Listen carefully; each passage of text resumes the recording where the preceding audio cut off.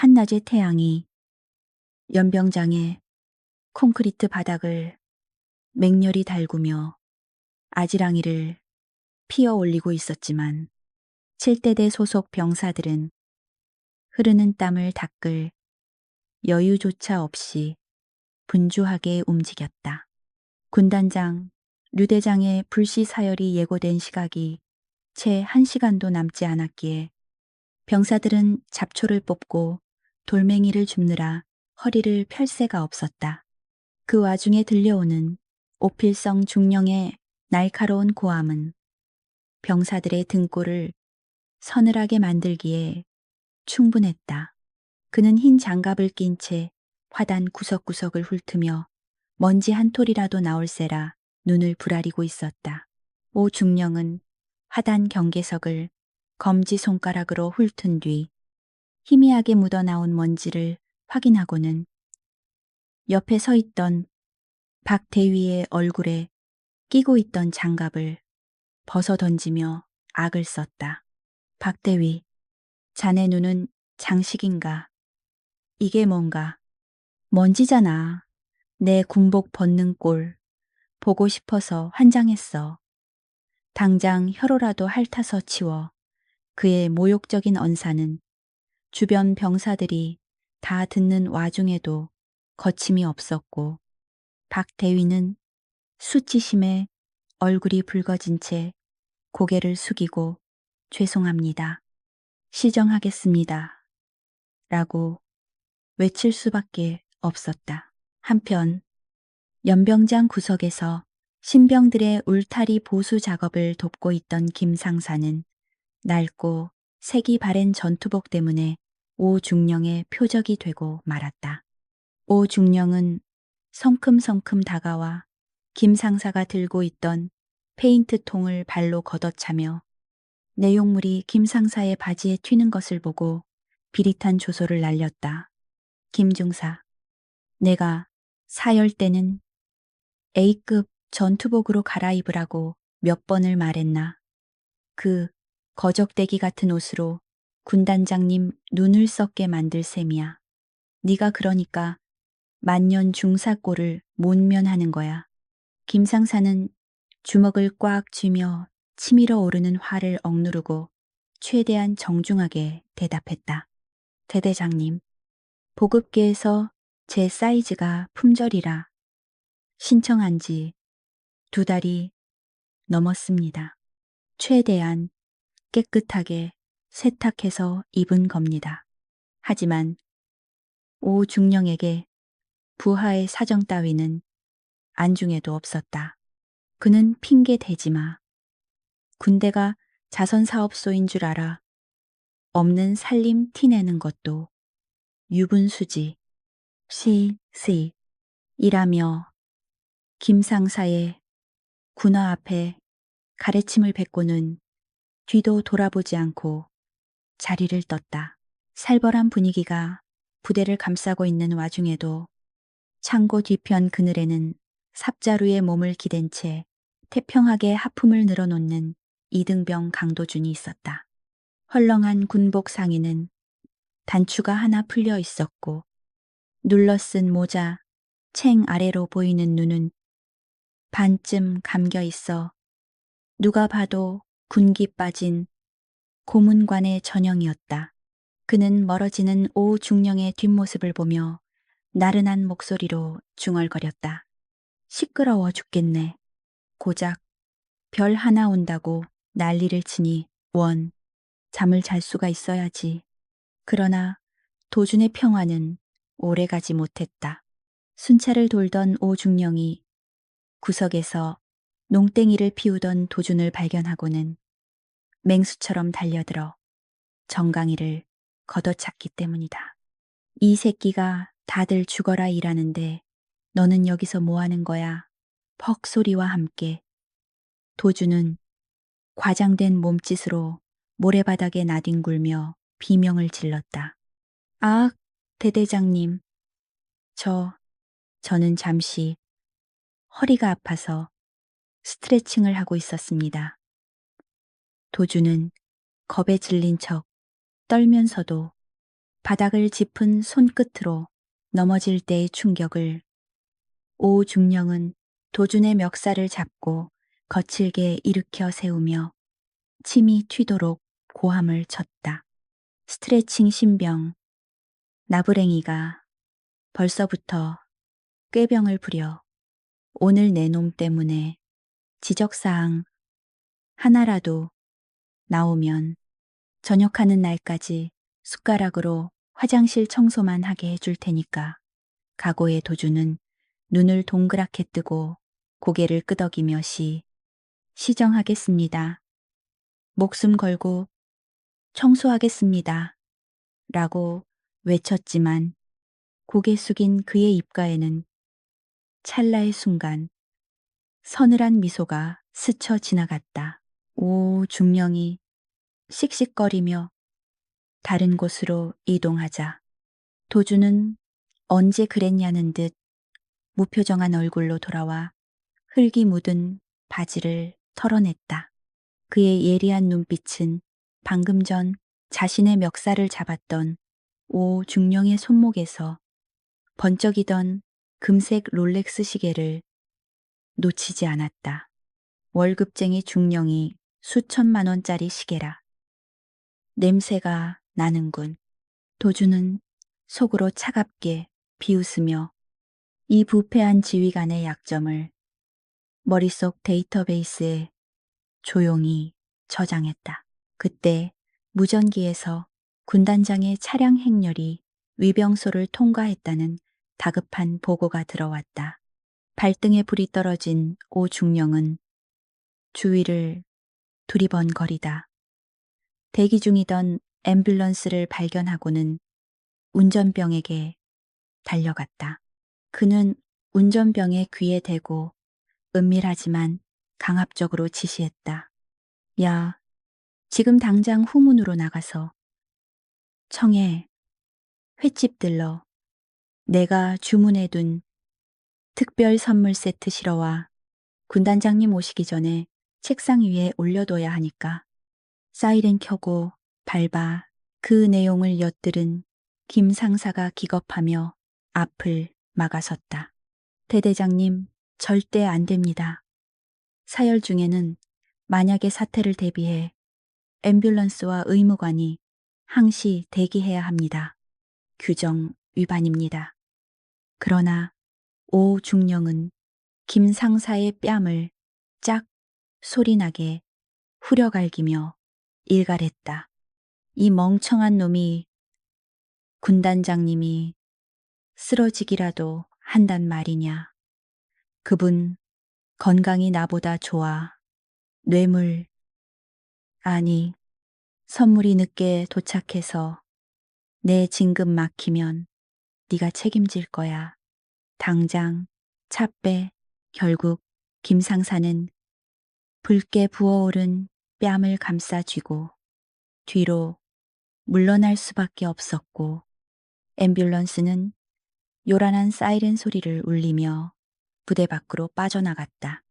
오 중령은 멀어지는 구급차를 보며 만족스러운 듯 흐트러진 머리카락을 정리하고 유리창에 비친 자신의 모습을 점검했다.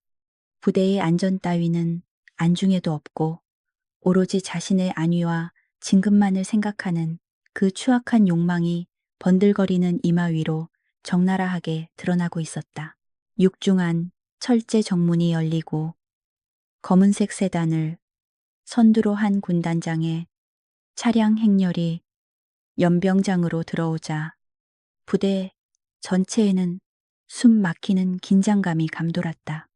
도주는 대열의 맨 뒤에서 그 광경을 지켜보며 습관적으로 오른쪽 검지에 굳은 살을 만지작거렸다.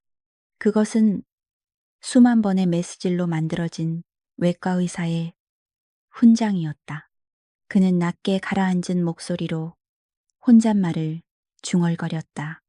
부디 오늘 당신의 심장이 이 썩어빠진 연극을 버텨주길 바랍니다. 사령관님, 검은색 세단의 육중한 문이 열리고 마침내 류기창 군단장이 모습을 드러내자 연병장에는 숨소리조차 들리지 않는 정적만이 감돌았다. 칠순을 바라보는 나이에도 불구하고 꼿꼿한 허리와 날카로운 눈빛은 살아있는 전설이라는 별명에 걸맞은 위압감을 풍기고 있었지만 오필성 중령은 그 위세에 눌리기보다는 자신의 출세길이 열렸다는 흥분에 젖어 있었다. 오 중령은 군단장이 땅에 발을 내딛자마자 스프링처럼 튀어나가 연병장이 떠나가라. 충성 군 단장님의 방문을 7대 대전 장병이 영광으로 생각합니다. 대대장, 중령, 오필성, 영광, 중령, 오필성, 사열 준비 완료했습니다. 그의 목소리는 과도한 열정으로 인해 끝이 살짝 갈라졌지만 그는 개의치 않고 비굴할 정도로 허리를 굽혔다. 류 군단장은 오 중령의 과잉된 환대에 가볍게 고개를 끄덕이며 무표정한 얼굴로 장갑을 고쳐 꼈을 뿐 별다른 감흥을 보이지 않았다. 오히려 그의 뒤를 따르는 최태수 참모장의 매서운 시선이 오 중령의 정돈된 군복과 지나치게 깨끗한 바닥을 번갈아 훑으며 의심의 눈초리를 보내고 있었다. 최 참모장은 오 중령이 사열을 위해 보여주기식 행정에 얼마나 집착하는 인물인지 익히 들어 알고 있었기에 눈에 보이는 화려함 뒤에 숨겨진 부조리를 찾아내려는 듯 그는 낮은 목소리로 대장, 바닥에 광이 나는군. 병사들이 훈련 대신 청소만 한 건 아니겠지. 라고 뼈있는 질문을 던졌지만 오 중령은 능청스럽게 웃으며 그럴 리가 있겠습니까? 정신력이 곧 전투력이라는 신념으로 환경 미화에도 힘쓴 결과입니다. 라고 뻔뻔하게 받아쳤다. 본격적인 순시가 시작되자 오 중령은 자신만만하게 선두에 서서 일행을 안내했는데 그가 보여주는 모든 것은 철저하게 계산된 연극 세트장이나 다름없었다. 병사들이 사용하는 내무반은 마치 모델하우스처럼 각이 잡혀 있었고 관물대에는 지급된 지 얼마 안 된 새 보급품들만 진열되어 있었다.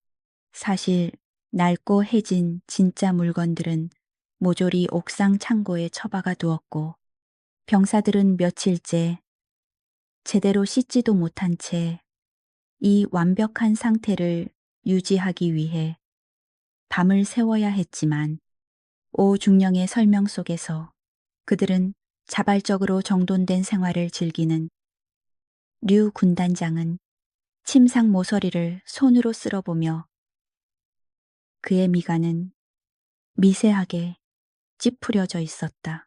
식당으로 이동하는 길에 오 중령은 식단표가 적힌 게시판을 가리키며 침을 튀겨가며 자랑을 늘어놓았다. 보시다시피 저희 대대는 장병들의 체력 증진을 위해 매주 1등급 한우와 신선한 과일을 제공하고 있습니다. 오늘 점심도 특식으로 준비되어 있습니다. 물론 그 메뉴판은 오늘 하루만을 위해 급조된 가짜였고 실제 병사들의 식판에는 퉁퉁 부른 라면이나 정체를 알 수 없는 햄 조각이 올라가는 날이 더 많았다. 최 참모장은 식당 입구에서 풍겨나오는 강한 락스 냄새를 맡으며 코를 찡긋거렸지만 오 중령은 위생을 위해 방금 대청소를 마쳐서 그렇습니다. 라고 재빨리 둘러대며 그들의 발걸음을 재촉해 주방 쪽으로 가는 것을 교묘하게 막아섰다. 이 모든 기만적인 행렬이 이어지는 동안 강도주는 연병장 가장 뒷줄에 서서 뜨거운 태양 아래 부동 자세로 대기하고 있었다. 그의 위치에서는 단상과 사열대 쪽이 한눈에 들어왔고 남들보다 뛰어난 시력을 가진 그의 눈은 멀리서 걸어오는 군단장의 걸음걸이를 정밀하게 분석하고 있었다. 다른 병사들은 군단장의 계급장에 압도되어 고개를 숙이고 있었지만 도준의 시선은 류 군단장의 창백한 안색과 불규칙한 호흡 패턴에 고정되어 있었다. 걸음의 보폭이 일정하지 않아 왼쪽 다리에 힘이 덜 실리고 있고 어깨가 미세하게 들썩거리는군. 도주는 마음속으로 냉정한 진단을 내리며 입술을 굳게 다물었다. 류 군단장이 가까워질수록 도준의 눈에 포착되는 위험 신호들은 더욱 명확해졌는데 그것은 일반인의 눈으로는 절대 감지할 수 없는 미세한 징후들이었다. 군단장의 목덜미에는 식은땀이 비정상적으로 흐르고 있었고 입술 주변은 옅은 청색증을 띠고 있어 산소 공급이 원활하지 않음을 시사했다. 도주는 머릿속으로 수만 가지의 임상 데이터를 검색하며 가능성 있는 질환들을 소거해 나갔다. 단순한 열사병이 아니야. 경정맥이 팽창되어 있고 손끝이 간헐적으로 떨리고 있어 심혈관계나 호흡기 쪽에 심각한 문제가 발생하기 직전이다. 그는 본능적으로 오른쪽 손을 허벅지 옆으로 가져가며 언제든지 뛰쳐나갈 준비를 했다. 오 중령은 군단장을 단상 위로 안내하며 마치 자신이 개선장군이라도 된 양 어깨를 으쓱거렸고 그 오만함은 극에 달해 있었다.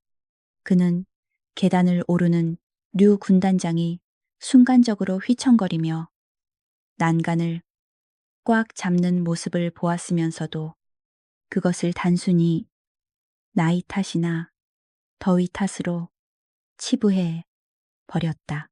조심하십시오. 군단장님, 오늘 햇살이 좀 강렬합니다.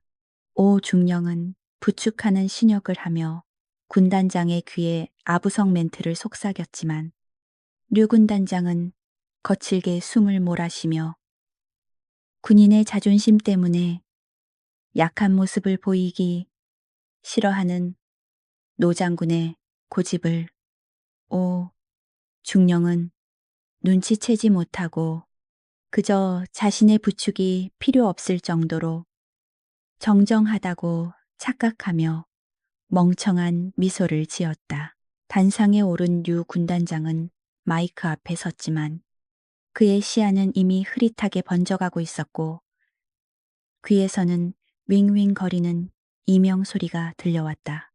그는 현기증을 참기 위해 단상을 두 손으로 꽉 움켜쥐었고 그 힘 때문에 손마디가 하얗게 질려 있었다.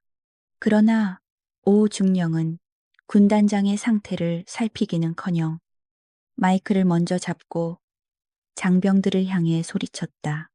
전체 차렷, 지금부터 존경하는 군단장님의 훈시가 있겠다. 모두 정신 똑바로 차리고 경청하도록.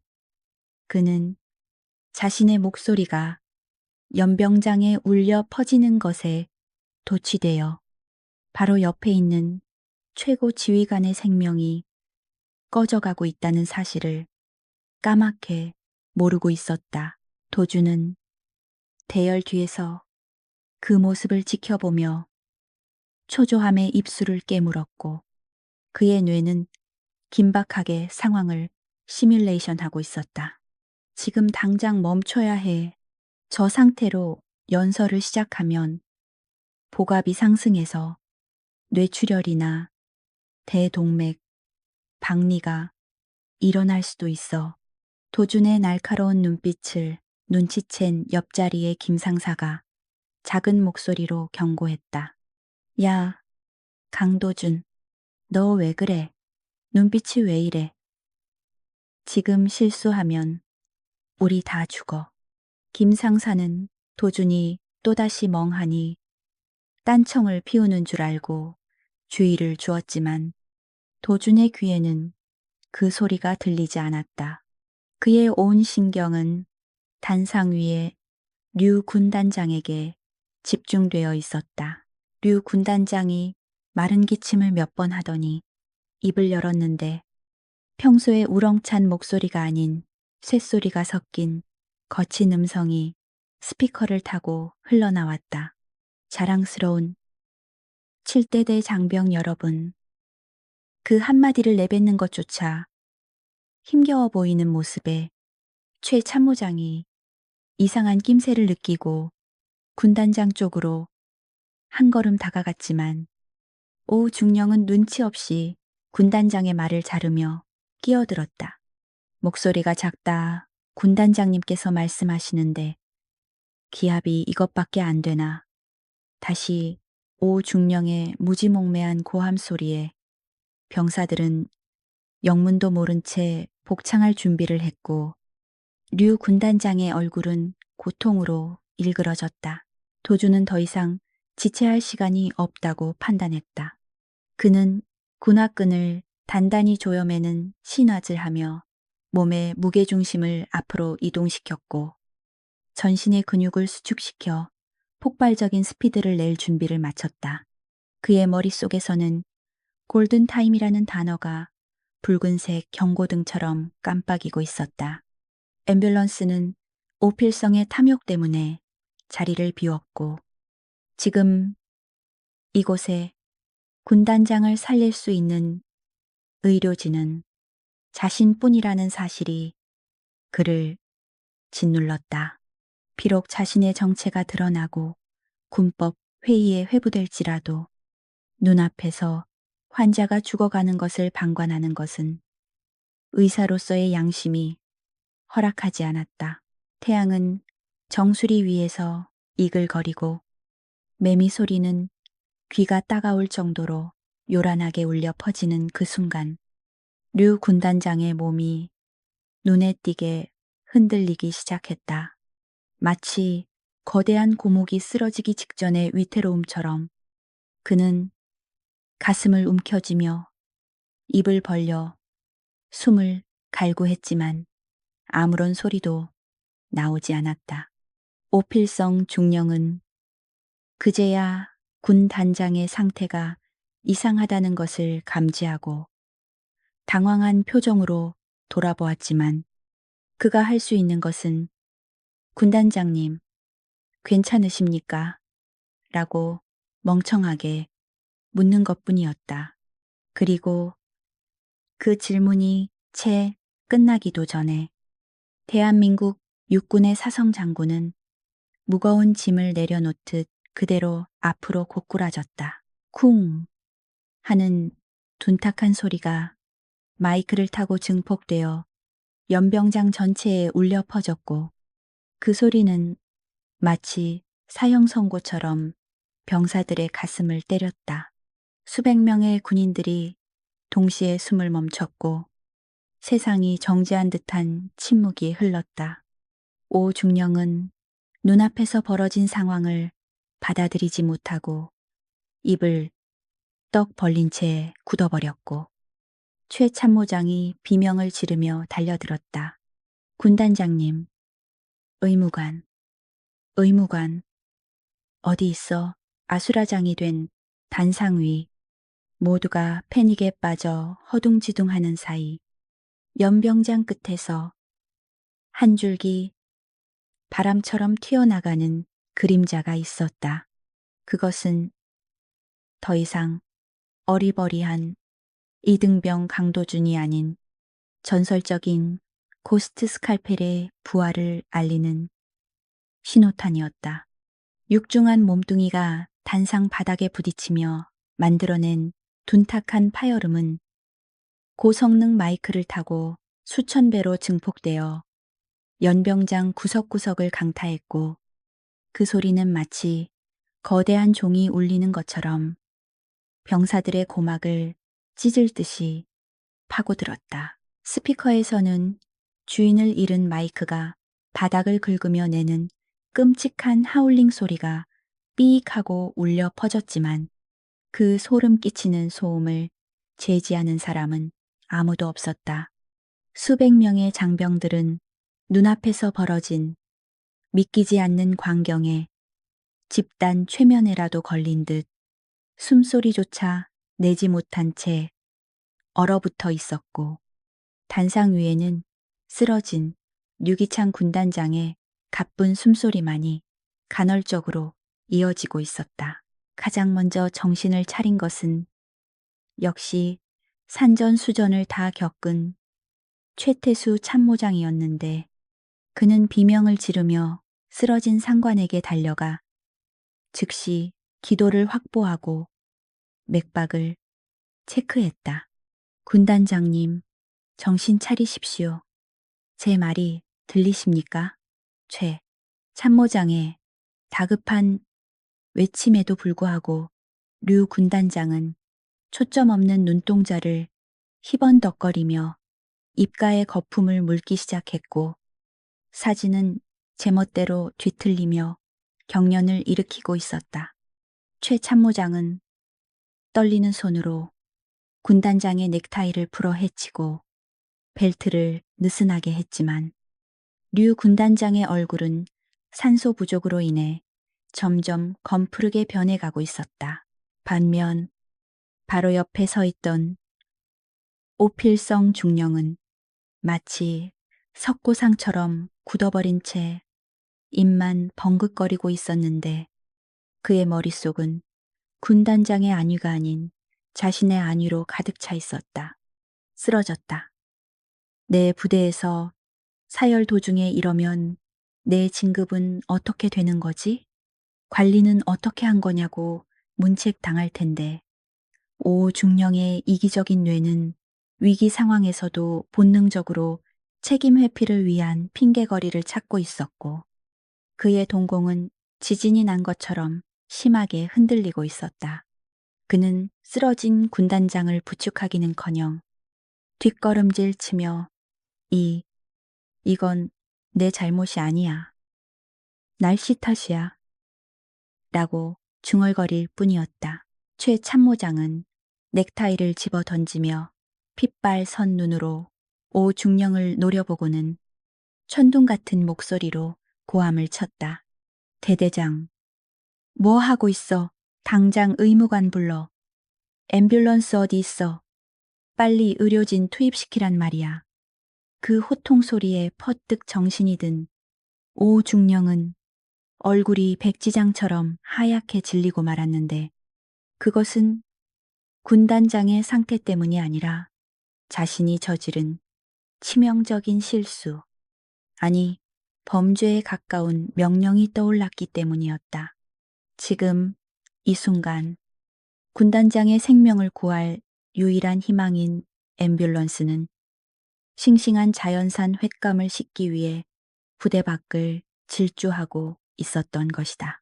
오 중령은 식은땀을 비오듯 흘리며 더듬더듬 말도 안 되는 변명을 늘어놓기 시작했는데 그의 목소리는 모기 소리만큼이나 작고 떨리고 있었다. 그게 참모장님. 공교롭게도 앰뷸런스가 오늘 아침에 엔진 고장을 일으켜서 긴급 정비를 보내는 바람에 그는 순간적으로 지어낸 거짓말이 들통날까봐 시선을 회피하며 손을 비벼댔지만 그 모습은 누가 봐도 수상쩍기 짝이 없었다. 최 참모장은 기가 막히다는 표정으로 오 중령의 멱살을 잡고 흔들며 소리쳤다. 뭐라고 사열 날에 앰뷸런스를 정비 보내. 내 놈이 제정신이야. 그럼 의무관은 군의관이라도 빨리 오라고 해. 하지만 오중령은 대답 대신 고개를 푹 숙일 수밖에 없었는데 의무관 역시 앰뷸런스 선탑자로 함께 보냈기 때문에 지금 연병장에는 의료 면허를 가진 사람이 단 한 명도 없다는 사실을 잘 알고 있었기 때문이다. 군의관도 차량 인솔 때문에 오중령에 기어들어가는 목소리를 들은 최 참모장은 절망적인 표정으로 그를 밀쳐버리고 직접 무전기를 들어 상황실 여기 연병장이다. 군단장님 실신 닥터 헬기 즉시 요청한다. 코드레드 반복한다. 코드 레드. 그러나 하늘도 무심한지 상황실의 답변은 절망적이었는데 인근 산악지대의 기상 악화로 인해 헬기가 이륙하기 위해서는 최소 20분의 시간이 필요하다는 보고가 돌아왔다. 20분이면 심정지 환자가 사망하고도 남을 시간이었기에 최 참모장은 무전기를 바닥에 패대기치며 절규했다. 빌어먹을 차라도 대기시켜 승용차라도 가져오란 말이야. 단상 위는 아수라장이 되었고 류 군단장의 호흡은 이제 거의 멈추기 직전에 얕은 헐떡임으로 바뀌어 가고 있었다. 기도가 막히면서 나는 꺽꺽 하는 오중령은 상황이 걷잡을 수 없이 악화되자 극도의 공포심 때문에 오히려 더 표독스럽게 돌변하여 주변을 통제하기 시작했다. 그는 혹시라도 누군가 올라와서 엉설픈 처치를 하다가 군단장이 잘못되기라도 하면 그 모든 책임을 자신이 뒤집었을까봐 두려웠던 것이다. 그는 허리춤의 권총집에 손을 얹고 단상 아래의 간부들을 향해 윽박질렀다. 아무도 올라오지 마. 함부로 건드렸다가 잘못되면 너희가 책임질 거야.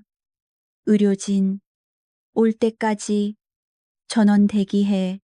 움직이는 새끼는 항명으로 간주한다. 사람의 목숨보다 자신의 안위를 걱정하는 지휘관의 추악한 민낯이 적나라하게 드러나는 순간이었지만 서슬퍼런 계급의 위력 앞에 누구도 감히 나설 엄두를 내지 못했다. 김 상사를 비롯한 부사관들은 발만 동동 구르며 안타까워했고 젊은 병사들은 겁에 질려 서로의 얼굴만 쳐다보고 있었다. 류 군단장의 얼굴은 이제 보라색을 띠기 시작했고 경련하던 몸은 축 늘어져 생명의 불꽃이 꺼져가고 있음을 알리고 있었다. 모든 것이 끝났다고 생각되는 절망적인 순간 연병장 맨 뒤편에서 흙먼지를 일으키며 튀어나가는 그림자가 하나 있었다. 그것은 바로 이등병 강도준이었는데 그는 오중령의 서슬퍼런 경고 따위는 애초에 듣지도 않았다는 듯 맹렬한 기세로 단상을 향해 질주하기 시작했다. 옆에 있던 김 상사가 기겁을 하며 도준의 팔을 낚아채려 했지만 도준은 상체만 살짝 비틀어 그 손길을 유령처럼 빠져나갔다. 야, 강도준, 너 미쳤어서 당장 안 서. 김 상사의 비명 섞인 고함이 등 뒤에서 들려왔지만 도준의 귀에는 오직 류 군단장의 희미해져가는 심장 박동 소리만이 환청처럼 들려올 뿐이었다. 도준은 전력 질주를 하면서도 시선은 단 한 번도 흔들리지 않고 쓰러진 군단장의 흉곽 움직임에 고정되어 있었는데 그의 뇌는 슈퍼컴퓨터처럼 빠르게 상황을 분석하고 있었다. 호흡음, 소실, 경정맥 팽창, 기관 편위, 긴장성, 기흉이다. 흉강, 내 압력이 심장을 짓누르고 있어. 3분, 아니, 2분 내에 감압하지 않으면 심정지가 온다. 도준의 다리 근육이 터질 듯이 팽창하며 속도를 높였고 그는 순식간에 수십 미터의 거리를 좁혀 단상 계단 앞까지 도달했다. 오필성 중령은 흑투성이 군복을 입은 이등병 하나가 감히 단상으로 뛰어 올라오려는 것을 보고 눈이 뒤집혔는데 그는 자신의 권위가 무너졌다는 생각에 이성을 잃고 말았다. 저 미친 새끼가 거길 어디라고 올라와. 헌병, 저 새끼 안 잡고 뭐해. 오중령은 직접 계단 앞으로 달려가 도준의 앞을 가로막으며 발길질을 해댔다. 내려가 이 더러운 놈이 감히 군단장님 몸에 손을 대려 해. 네가 의사야 꺼져. 썩 꺼지란 말이야. 오중령의 구둣발이 도준의 가슴을 향해 날아왔지만 도준은 피하거나 물러서는 대신 그대로 몸을 부딪혀 돌파하는 쪽을 택했다. 퍽 하는 소리와 함께 오중령은 난생 처음 느껴보는 묵직한 충격에 튕겨나가듯 뒤로 나자빠졌고 엉덩방아를 니치며 볼품없이 구겨졌다. 커허기, 이 하극상 놈이. 오중령이 고통과 충격으로 헐떡거리는 사이 도주는 그를 차가운 눈빛으로 내려다보며 나지막이 뇌까렸다. 비켜, 살리고 싶으면. 도준의 눈빛에는 더 이상 어리버리한 신병의 모습은 온데간데 없었고 수많은 전장에서 죽음과 사투를 벌여온 베테랑 군의관의 살기만이 등골이 오싹할 정도로 번뜩이고 있었다. 쓰러진 오중령은 그 압도적인 기세에 눌려 입도 뻥긋 못하고 멍하니 도준을 올려다볼 뿐이었고 주변의 헌병들조차 그 기이한 분위기에 압도되어 감히 다가오지 못하고 주춤거렸다. 도준은 지체 없이 단상 위로 뛰어올라 최 참모장과 류 군단장이 있는 곳으로 성큼성큼 다가갔다. 최태수 참모장은 갑자기 나타나 오중령을 밀어버리고 올라온 이등병의 난입에 당황하여 본능적으로 군단장의 앞을 막아섰다. 너 뭐야? 이등병 물러서라. 하지만 도주는 경례도 생략한 채 최 참모장의 눈을 똑바로 응시하며 단호하게 말했다. 비키십시오. 지금 당장 조치하지 않으면 군단장님 사망하십니다. 제가 살립니다. 그 목소리에는 거역할 수 없는 확신과 힘이 실려 있어서 별 셋을 단 참모장조차 순간적으로 움찔하며 길을 터주고 말았다.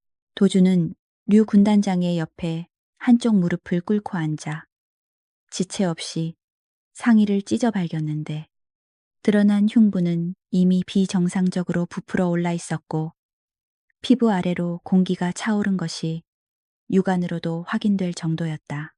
그는 귀를 가슴에 대고 호흡음을 확인하는 척하면서 실제로는 손가락 끝으로 늑골 사이에 정확한 천자 위치를 촉진하고 있었다.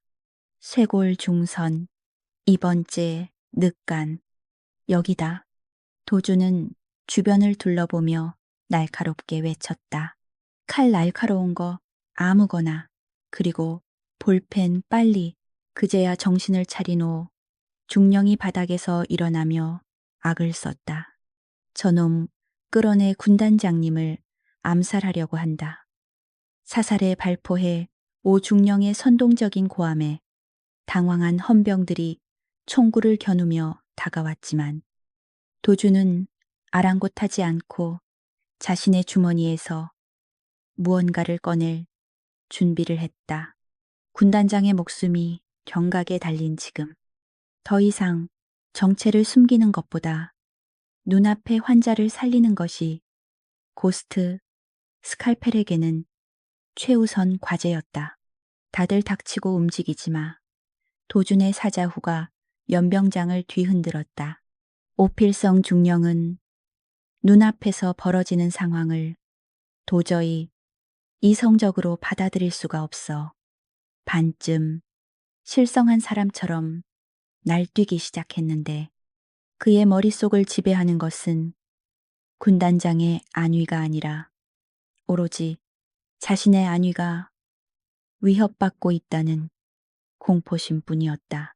그는 흑투성이 군화를 신은 일개 이등병이 감히 신성한 단상을 점거하고 별 넷을 단장군의 몸에 손을 대려 한다는 사실 자체가 자신의 지휘, 통솔, 능력에 대한 심각한 도전이자 모독이라고 생각했다. 오 중령은 핏대를 세우며 헌병들을 향해 삿대질을 해댔다.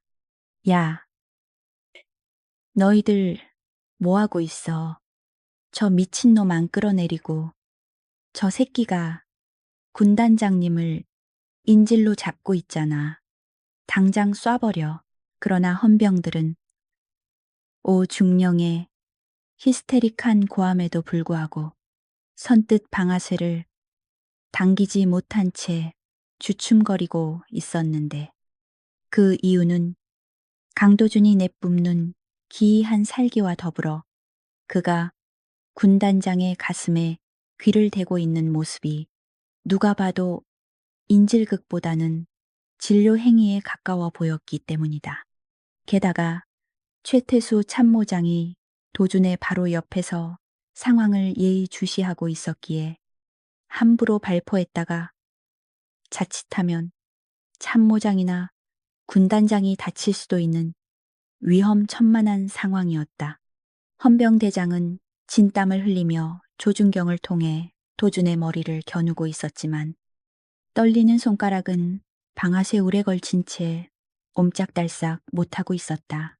그때 단상 아래에서 이 참담한 광경을 지켜보던 김상사가 더 이상 참지 못하고 계단 쪽으로 달려나왔는데 그는 입대 전 응급구조사 자격증을 취득했던 경력이 있어 심폐소생술이라도 시도해 볼 생각이었다.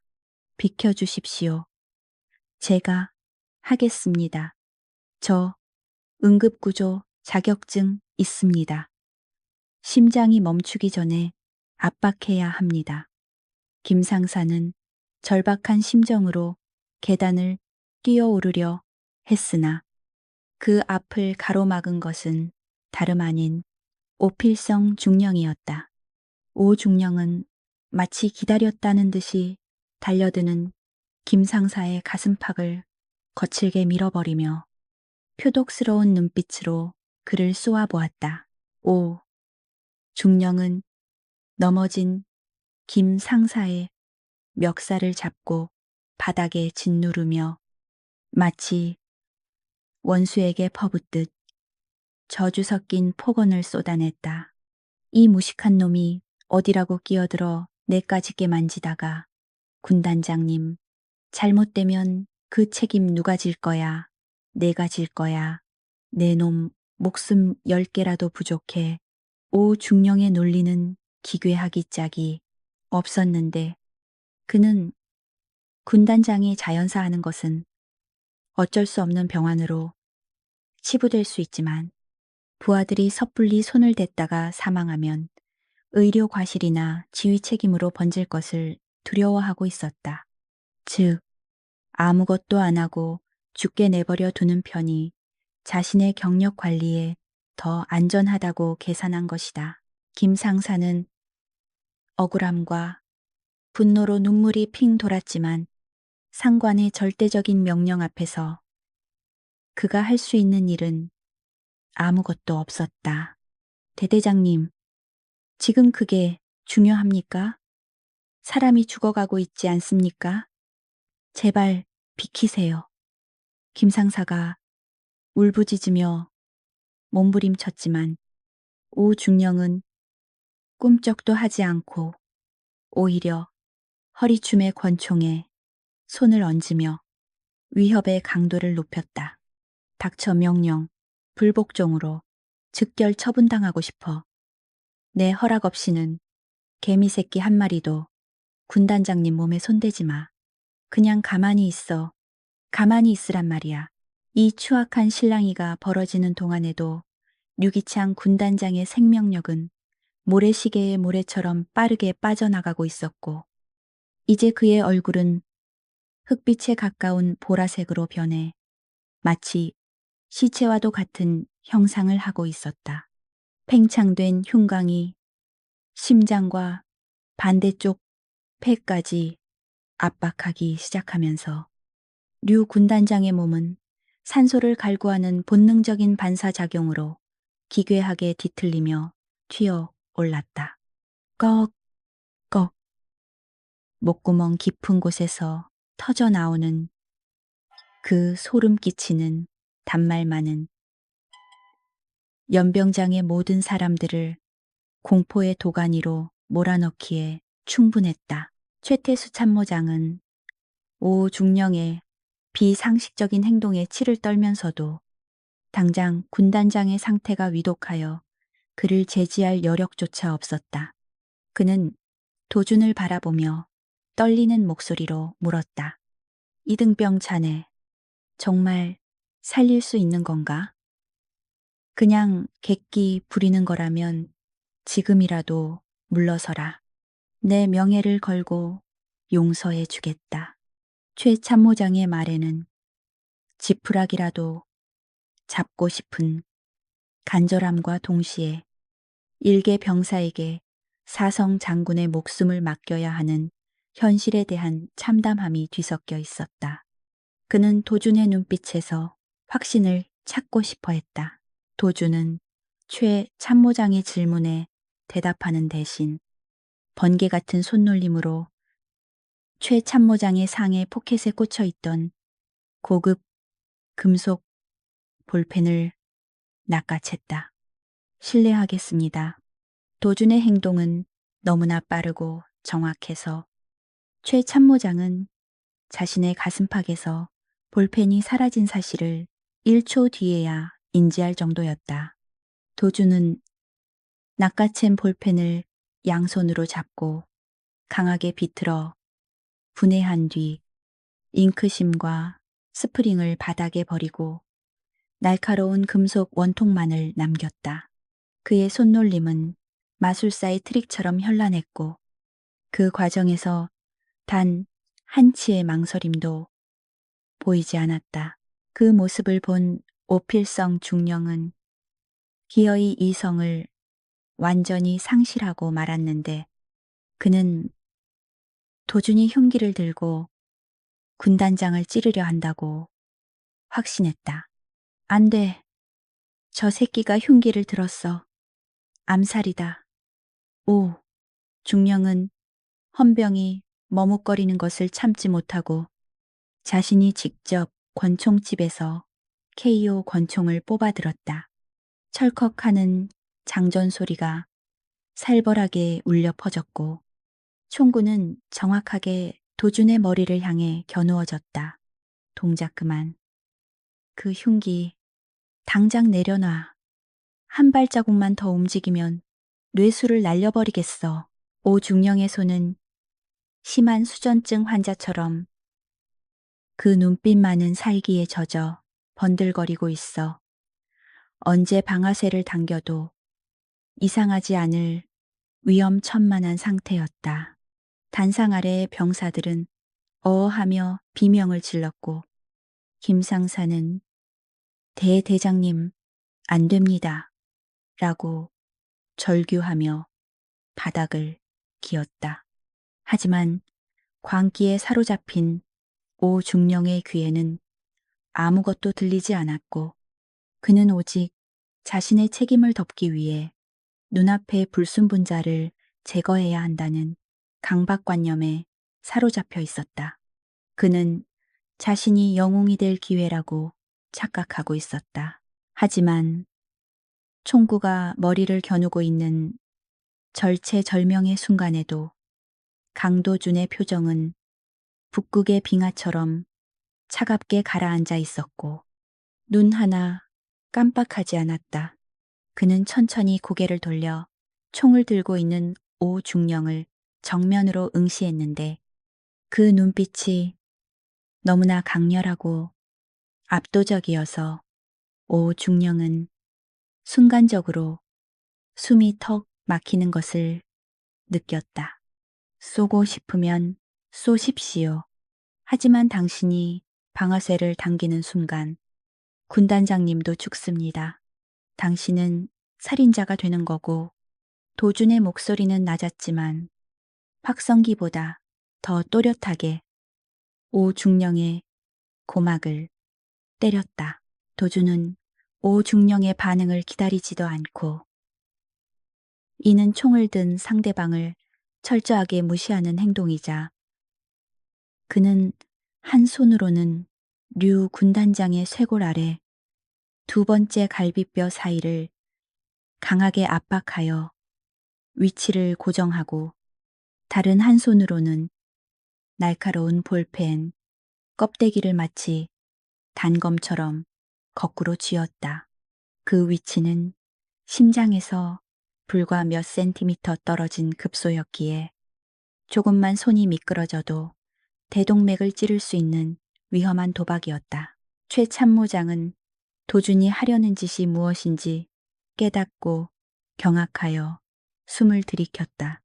자, 자네, 설마 그걸로 흉관 삽입술을 하려는 건가? 마취도 없이 소독도 없이 미친 짓이야. 야전 교범에도 없는 무모한 시술이었지만 도주는 차분하게 대꾸했다. 폐가 터지기 일보 직전입니다. 감염은 나중에 항생제로 막으면 되지만 터진 폐는 지금 당장 뚫지 않으면 1분 안에 심장이 팼습니다. 선택하십시오. 참모장님, 지켜보시겠습니까? 아니면 저 미친 개한테 저를 쏘라고 하시겠습니까? 최 참모장은 딜레마에 빠져 식은땀을 흘렸다.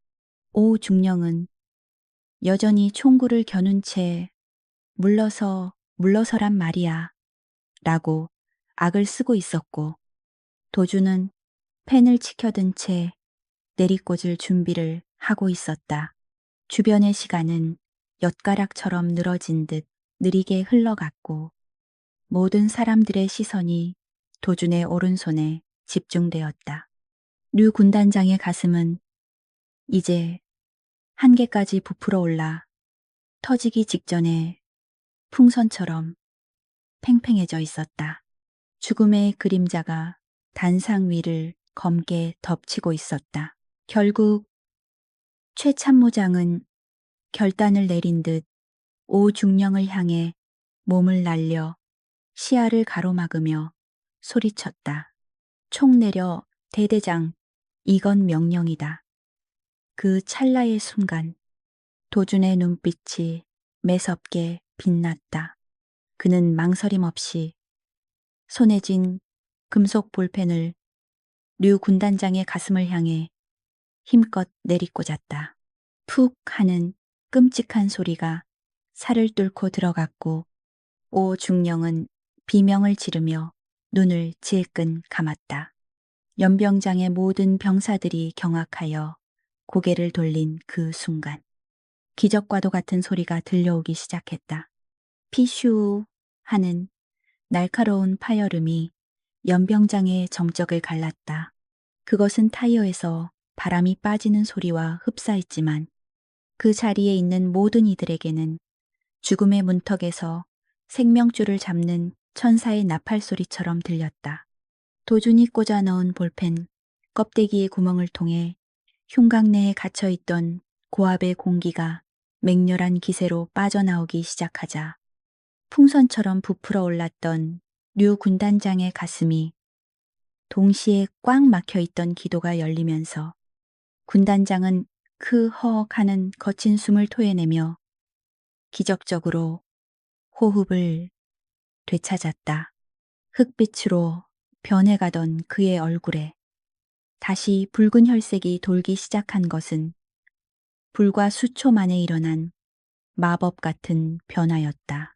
그러나 공포와 광기에 눈이 먼 오필성 중령에게는 그 기적의 소리가 들리지 않았고 오직 군단장의 가슴에서 흘러나오는 붉은 선혈만이 그는 자신이 그토록 두려워하던 군단장 사망이라는 최악의 시나리오가 현실이 되었다고 착각하며 비명을 질렀다. 저 살인마, 새끼 기어, 이 일을 저질렀어 죽여버렸다고. 오 중령은 최태수 참모장의 제지조차 뿌리치고 발버둥치며 바닥에 떨어진 권총을 다시 집어들기 위해 안간 힘을 썼다.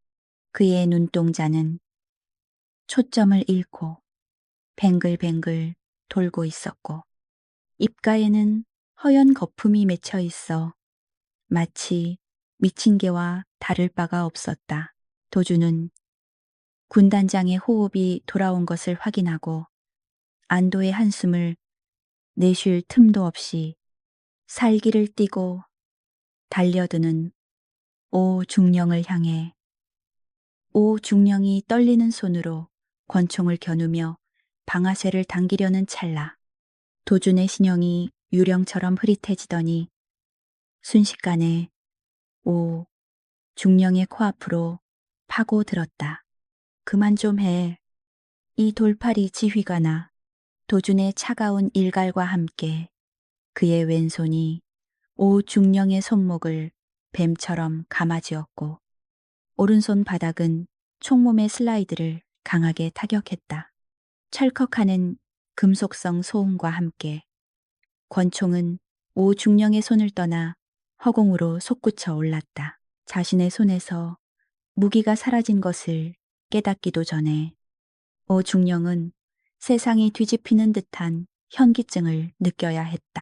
도준이 잡은 손목을 비틀며 다리를 걸어 넘어뜨리는 제압 기술을 시전했기 때문인데 이는 특수부대원들조차 반응하기 힘든 고난도의 근접 격투술 CQC이었다.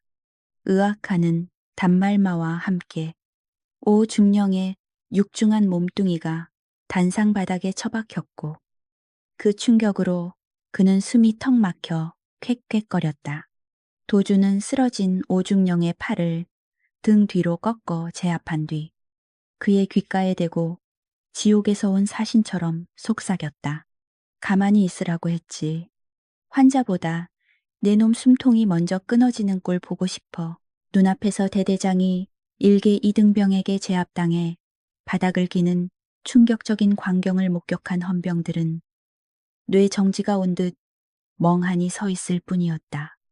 누구를 체포해야 할지, 누구의 명령을 따라야 할지 판단 기준이 완전히 무너져 버린 것이다.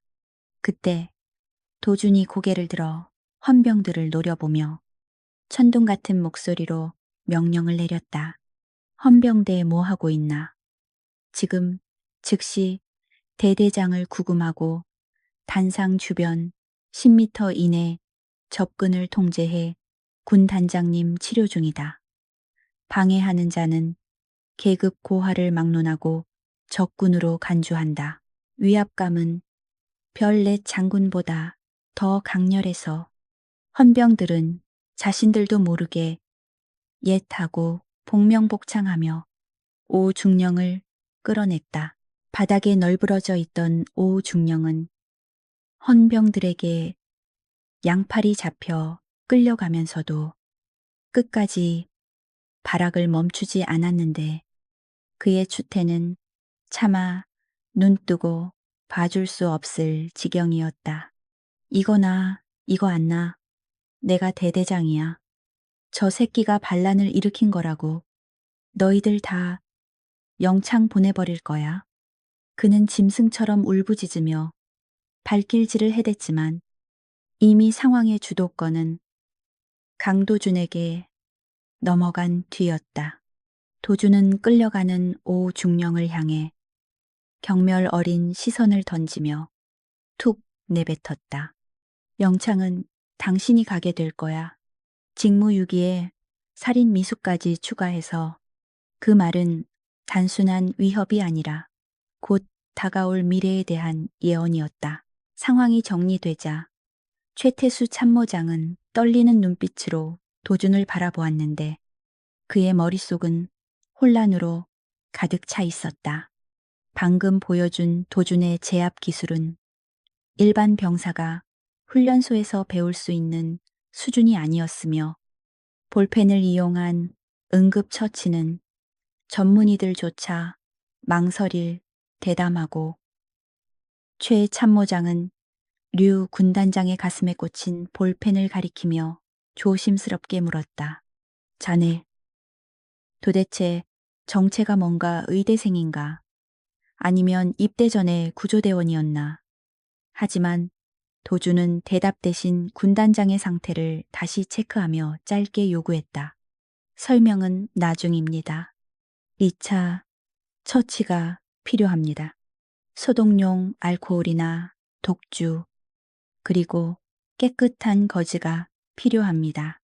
도준의 침착한 태도에 최 참모장은 묘한 신뢰감을 느끼며 즉시 자신의 부관에게 명령을 내렸다. 들었지. 당장 식당으로 가서 소주든 뭐든 도수 높은 술 다 가져와. 의무대 가서 거즈랑 메스도 찾아오고 1분 내로 실시 부관이 쏜살같이 달려가자. 도주는 류 군단장의 셔츠 단추를 모두 뜯어내고 상체를 완전히 노출시켰다. 흉강의 압력은 줄어들었지만 찔린 부위의 감염을 막고 기도를 확실하게 확보하기 위해서는 더 정밀한 조치가 필요했다. 연병장의 수백 명 병사들은 숨소리조차 죽인 채 단상 위에서 벌어지는 기이하고도 긴박한 수술 현장을 주시하고 있었다. 잠시 후 부관이 땀투성이가 되어 달려와 30도짜리 담금주 한 병과 구급 상자를 내밀었다. 도주는 망설임 없이 술병의 뚜껑을 따서 자신의 손과 군단장의 흉부에 콸콸 쏟아부었는데 알코올 냄새가 진동하며 피비린내를 덮었다. 그는 최 참모장을 보며 말했다. 참모장님, 지금부터 군단장님 몸을 꽉 잡아주셔야 합니다. 마취제가 없어서 절개할 때 쇼크로 몸부림치실 수 있습니다. 최 참모장은 비장한 표정으로 고개를 끄덕이며 군단장의 어깨와 팔을 온 힘을 다해 눌렀다. 군단장의 알겠네. 자네만 믿지. 제발 살려만 주게. 도주는 구급 상자에서 일회용 메스를 꺼내 들었다. 햇빛을 받아 번쩍이는 날카로운 칼날이 그의 손끝에서 춤추듯 움직였고 그의 눈빛은 수술실의 무영등 아래에 선 집도애처럼 차갑게 빛나고 있었다. 시작합니다. 도준의 짧은 선언과 함께 메스가 군단장의 목 부위 피부를 가르고 들어갔다. 피가 솟구쳤지만 도준의 손은 흔들림이 없었고 그 모습은 마치 전장의 한복판에서 예술을 행하는 장인과도 같았다. 오필성 중령이 망쳐놓은 지옥 같은 상황을 이등병의 탈을 쓴 괴물 의사가 신의 손길로 수습하고 있었다. 담금주의 독한 알코올 향이 비릿한 혈향과 뒤섞여 진동하는 가운데 강도준의 손에 들린 메스는 한치의 망설임도 없이 류 군단장의 목 피부를 파고들었다. 마취도 없이 생사를 가르는 끔찍한 고통의 무의식 상태인 군단장의 몸이 활처럼 튀어올랐지만 최태수 참모장이 온몸을 던져 그를 짓누르며 필사적으로 고정하고 있었다. 조금만 참으십시오. 금방 끝납니다. 도주는 식은땀 한 방울 흘리지 않는 침착한 목소리로 중얼거리며 솟구치는 피를 거즈로 닦아내고 기도를 확보하기 위한 정교한 박리를 이어갔는데 그 손놀림은 마치 기계처럼 냉정했다. 도준의 수술 실력은 야전이라고는 믿기지 않을 만큼 빠르고 정확했는데 근육과 중요한 혈관을 교묘하게 피해 기도를 노출시키는 과정은 마치 해부학 교과서를 눈앞에서 재현하는 듯한 경이로움을 자아냈다. 주변에서 숨죽여 지켜보던 간부들은 그 기괴하고도 놀라운 광경에 입을 다물지 못했는데 흙먼지 날리는 연병장 바닥에서 이등병 계급장을 단 청년의 손끝에 사성 장군의 생사가 달려 있었기 때문이었다. 핏방울이 도준의 얼굴에 튀었지만 그는 눈도 깜빡이지 않았고 오직 환자의 생체 신호에만 모든 감각을 집중한 채 수술을 집도했다. 기도가 확보되자 도준은 아까 분해해 두었던 볼펜의 금속 원통을 소독약에 헹군 뒤 절개된 기도 구멍으로 신중하게 밀어넣어 고정시켰다. 푸저하는 소리와 함께 막혀있던 공기 통로가 열리며 류 군단장의 폐로 신선한 산소가 공급되기 시작하자 보라색으로 질려있던 군단장의 입술색이 순식간에 선홍빛으로 돌아오는 기적 같은 변화가 일어났다. 후, 이제 살았습니다. 도준이 짧게 안도의 숨을 내뱉으며 이마에 땀을 훔치자 그제야 긴장이 풀린 상황이 진정 국면에 접어들었음에도 불구하고 헌병들에게 제압당해 있던 오필성 중령은 여전히 상황 파악을 못한 채 저거 봐, 피가 나잖아. 저놈이 군단장님 목을 따버렸어. 살인자야. 너희들 다 공범으로 처벌받을 줄 알아. 그의 찢어지는 고함 소리는 엄숙한 생명구조, 현장의 분위기를 깨뜨리는 소음, 공해에 불과했고 그 추악한 모습을 지켜보는 병사들의 눈빛은 이제 단순한 두려움에서 깊은 경멸과 혐오로 바뀌어 가고 있었다. 도주는 오중령의 발악을 철저히 무시한 채 류 군단장의 맥박, 정상, 호흡, 안정, 동공 반응 돌아오고 있습니다. 뇌 손상은 없을 겁니다. 그의 명료한 브리핑은 대학병원 전문의의 소견서처럼 정확했고 피 묻은 손을 군복 바지에 아무렇지 않게 쓱 닦아내는 모습에서는 베테랑의 연륜이 묻어났다. 최 참모장은 멍한 표정으로 도준을 올려다보며 이 정체불명의 이등병이 도대체 누구인지 묻고 싶은 충동을 억눌렀다. 바로 그때 부대 정문 쪽에서 요란한 사이렌 소리와 함께 아까 떠났던 앰뷸런스가 맹렬한 속도로 연병장으로 들어와 급정거했다. 타이밍. 한번 기가 막히게 상황이 다 종료된 후에야 도착한 구급차의 뒷문이 열렸지만 그곳에서 튀어나온 것은 의료진이나 장비가 아닌 급정거로 쏟아진 스티로폼 박스와 그 안에서 펄떡거리는 고급 생선들이었다. 비릿한 바다 냄새를 풍기며 연병장 바닥에 나뒹구는 생선들을 본 최 참모장의 얼굴이 불그락푸르락해지며 분노로 일그러졌고 연병장에는 싸늘한 정적이 감돌았다.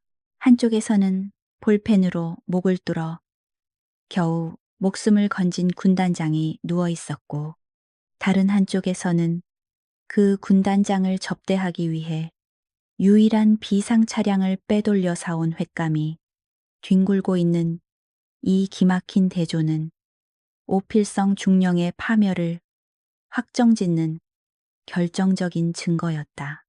오 중령은 바닥에 쏟아진 생선들을 보며 사색이 되었고 입을 떡 벌린 채 아무 말도 하지 못했다. 도주는 차가운 눈으로 그 광경을 바라보며 나지막이 비소했다. 군단장님, 목숨값이 고작 저 생선 몇 마리였나 보군요.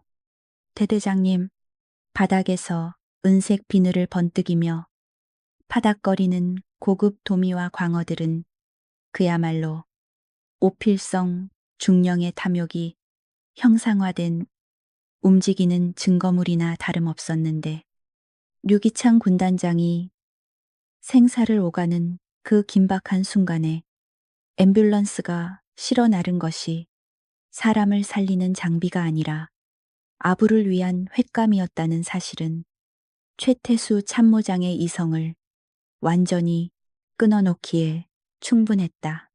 최 참모장은 핏발선 눈으로 스티로폼 박스를 걷어차며 연병장이 떠나갈 듯한 목소리로 포효했다.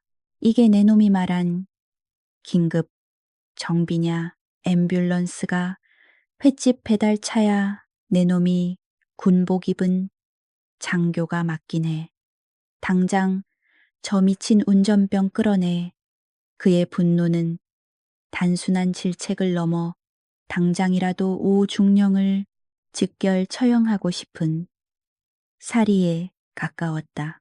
궁지에 몰린 오필성 중령은 사색이 된 얼굴로 운전병에게 모든 죄를 뒤집어 씌우기 위해 비굴한 연기를 시작했는데 그는 마치 자신이 피해자인 양 가슴을 치며 억울함을 호소했다. 참모장님, 저 운전병 놈이 미쳤나 봅니다. 제가 언제 회를 사오라고 했습니까? 저는 정비를 보냈는데 저놈이 근무지를 이탈해서 딴짓을 한 겁니다. 저놈을 영창에 보내야 합니다. 그는 자신의 안위를 위해 부하를 제물로 바치는 것을 그 추악한 모습에 주변의 간부들과 병사들은 인간적인 모멸감을 느끼며 고개를 돌렸다. 하지만 멱살을 잡힌 운전병은 억울함에 눈물을 펑펑 쏟으며 오 중령의 거짓말을 그 자리에서 폭로해 버렸다. 대대장님, 무슨 말씀을 하시는 겁니까? 오늘 아침에 직접 법인카드 주시면서 청해 횟집 가서 자연산으로만 골라오라고 하셨잖습니까?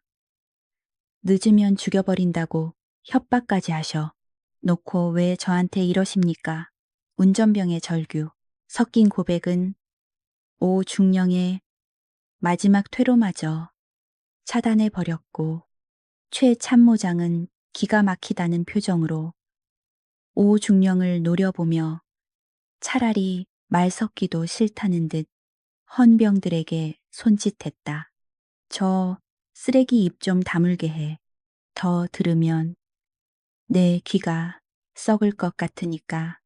이 아수라장 속에서도 강도주는 마치 다른 차원에 있는 사람처럼 오직 환자에게만 집중하고 있었는데 그는 류 군단장의 목에 박힌 볼펜 대롱이 빠지지 않도록 반창고로 단단히 고정한 뒤 찢어진 군복 상의를 덮어 체온 유지를 시도했다. 피투성이가 된 그의 두 손은 볼품없는 이등병의 것이었지만 그 손끝에서 이루어진 기적은 대한민국 최고의 명의들도 해내기 힘든 경지였다. 도주는 손목시계를 확인하며 나지막이 중얼거렸다. 기도 확보, 3분 경과, 바이탈, 안정권, 진입. 이제 후속만 하면 돼. 그의 태도에는 자신의 공로를 과시하려는 기색이 전혀 없었고 오직 의사로서의 직업 윤리만이 빛나고 있었다. 그때 멀리서 두두두두 하는 헬기 프로펠러 소리가 들려오기 시작하더니 곧이어 닥터 헬기가 연병장 상공의 모습을 드러내며 거센 바람을 일으켰다. 최 참모장의 요청을 받고 악천후를 뚫고 날아온 구조 헬기였지만 아이러니하게도 가장 위급한 순간을 넘긴 것은 최첨단 장비가 아닌 이등병의 낡은 볼펜 한 자루였다. 헬기가 착륙하고 전문 의료진들이 가방을 들고 뛰어내려왔을 때 그들은 이미 응급처치가 완벽하게 끝난 군의관 소령이 다급하게 달려와 군단장의 상태를 살피더니 믿을 수 없다는 듯 소리쳤다. 이걸 누가 했습니까? 윤상, 갑상막, 절개술을.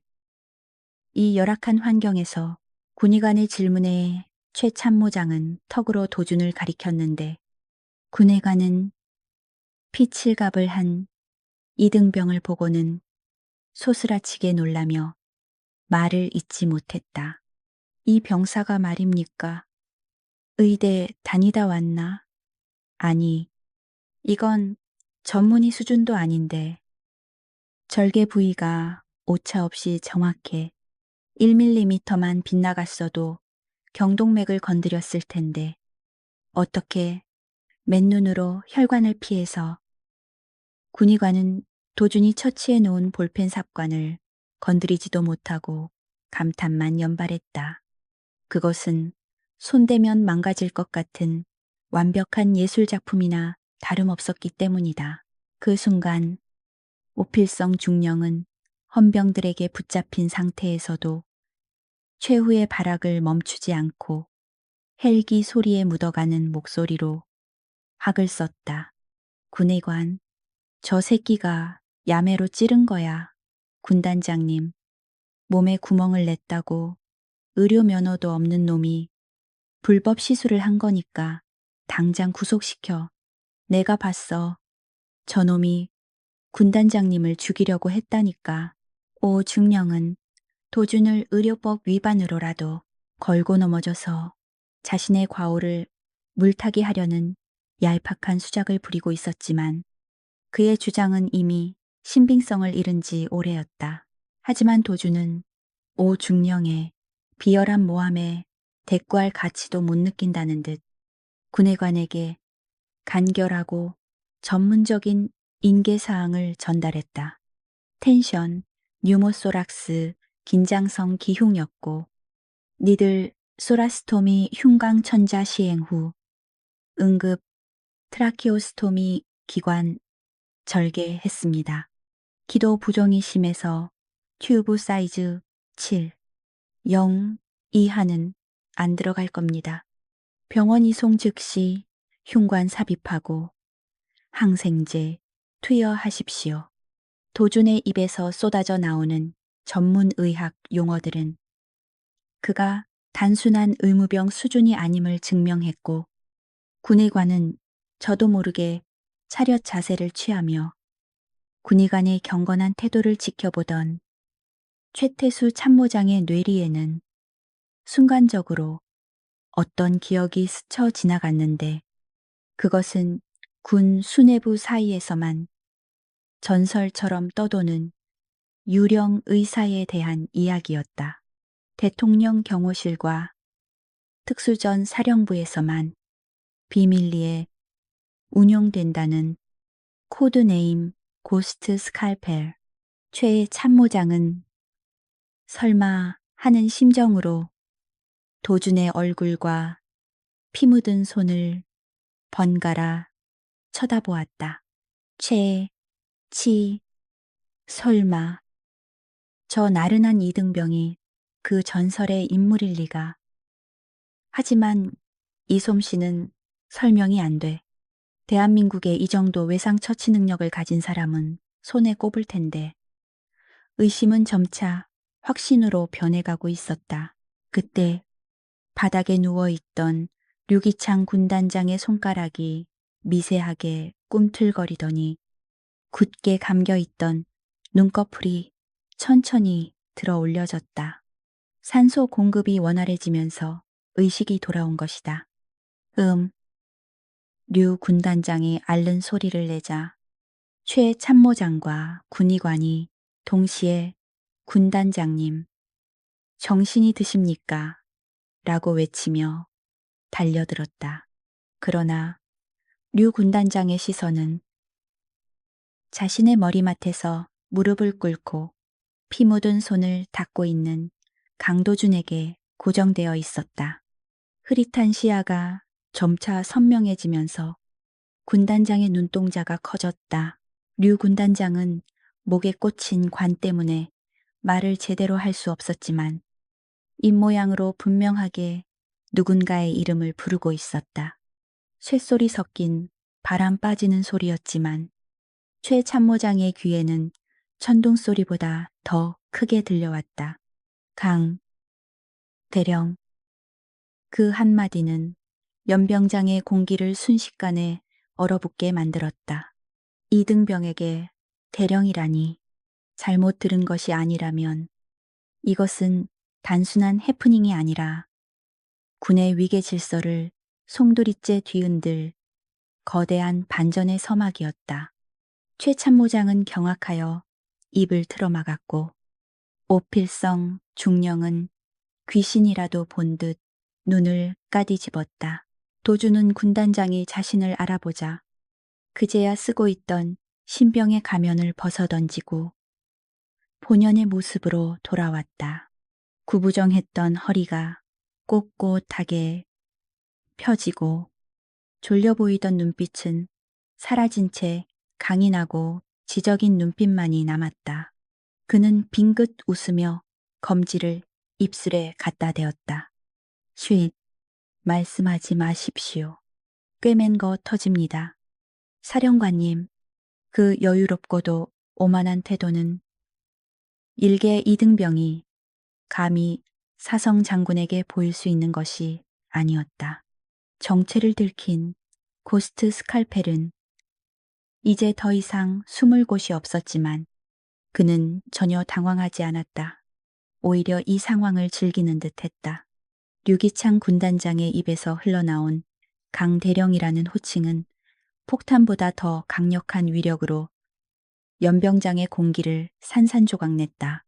최태수 참모장은 자신의 귀를 의심하며 멍하니 입을 벌렸고 주변의 군의관과 간부들 또한 잘못 들은 것이 아닌가 싶어 서로의 얼굴만 쳐다볼 뿐이었다. 이등병 계급장을 달고 있는 앳된 병사에게 사성 장군이 존칭에 가까운 직함을 부르다니. 이는 상명하복의 생명인 군대에서는 천지가 개벽할 일이나 다름없었다. 상황 파악이 전혀 되지 않는 오필성 중령만이 이 기막힌 상황을 부정하며 길길이 날뛰었다. 참모장님 들으셨습니까? 군단장님께서 지금 쇼크 때문에 헛것이 보이시나 봅니다.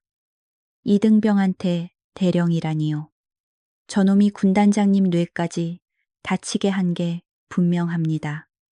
당장 저 미친놈을 체포해서 영창에 쳐넣어야 합니다.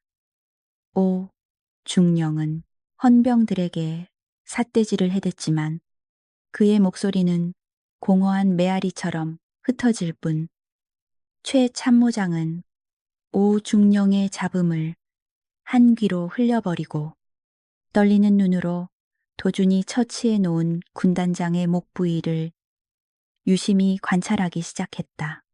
일반적인 매듭과는 전혀 다른 혈관의 흐름을 방해하지 않으면서도 완벽하게 지혈을 해내는 독특한 이중 봉합 기술이 눈에 들어왔다.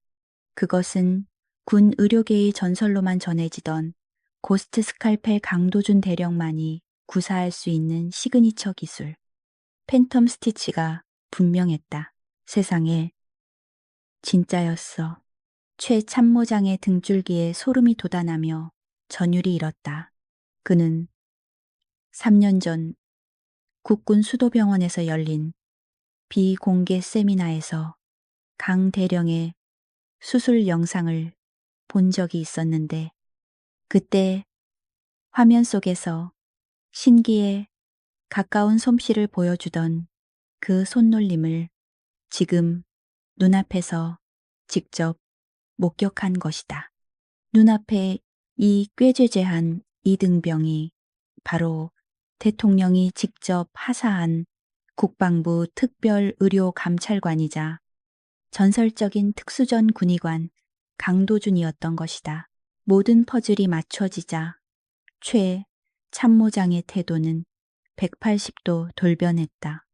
그는 더 이상 망설이지 않고 옷매무새를 가다듬으며 정자세로 섰고 그 서슬퍼런 위험에 주변 병사들도 덩달아 긴장하며 숨을 죽였다. 최 참모장은 헌병들에게 잡혀 발버둥 치는 오중령을 벌레 보듯 쳐다보며 나지막이 경고했다. 오, 중령, 내 놈목이 10개라도 지금 내 눈앞에 계신 분이 누군지 알기나 해. 그리고 연병장이 떠나갈 듯한 최 참모장의 우렁찬 구령이 터져 나왔다. 전체 차렷 상관에 대하여 경례. 그 명령은 너무나 갑작스럽고 절대적이어서 헌병들과 병사들은 조건 반사적으로 발을 구르며 도준을 향해 경례를 붙였다. 최 참모장 역시 도준을 향해 절도 있게 손을 올려 격리하며 외쳤다. 충성 참모장 대령 최태수, 강도준 상급 지휘관님을 뵙습니다. 별 셋을 단 참모장과 전 병력이 일개 이등병에게 격리하는 기이한 장관이 연출되었다. 오필성 중령은 눈앞에서 벌어지는 이 초현실적인 광경에 턱이 빠질 듯 입을 벌리고 굳어버렸다. 차, 참모장님, 왜 이러십니까? 더위 드셨습니까? 저 새끼는 그냥 이등병 나부랭이입니다. 제 부하라고요. 그는 헌병에 팔을 뿌리치고 최 참모장에게 달려가려 했지만 최 참모장의 부관이 그를 거칠게 밀쳐내며 바닥에 패대기 쳤다. 오 중령은 흙바닥을 구르면서도 도무지 이해할 수 없다는 표정으로 억울함을 토해냈다. 도주는 수백 명의 경례를 받으면서도 눈 하나 깜빡하지 않고 피 묻은 수술용 장갑을 벗어 던지며 무심하게 대꾸했다. 시어, 최대령, 자네도 참 오랜만이군. 여전히 목소리는 우렁차서 좋아. 그의 말투는 하대가 자연스러운 고위 장교의 그것이었고 그제야 병사들도 이 상황이 몰래카메라가 아님을 깨닫고 경악을 금치 못했다. 도준의 몸에서 뿜어져 나오는 아우라는 헐렁한 이등병 군복마저도 장군의 예복처럼 보이게 만들었다. 군단장이 헬기로 이송될 준비를 마치자 도준은 류 군단장의 손을 꼭 잡으며 안심시켰다. 걱정 말고 푹 주무십시오. 사령관님, 일어나시면 썩은 부위는 제가 깨끗하게 도려내고 봉합해 두겠습니다. 물론 사람 몸이 아니라 이 부대의 썩은 환부 말입니다. 류 군단장은 산소 마스크 너머로 희미하게 미소를 지으며 고개를 끄덕였고 도준의 말 속에 담긴 서늘한 칼날을 감지한 오 중령은 본능적으로 죽음의 공포를 느꼈다.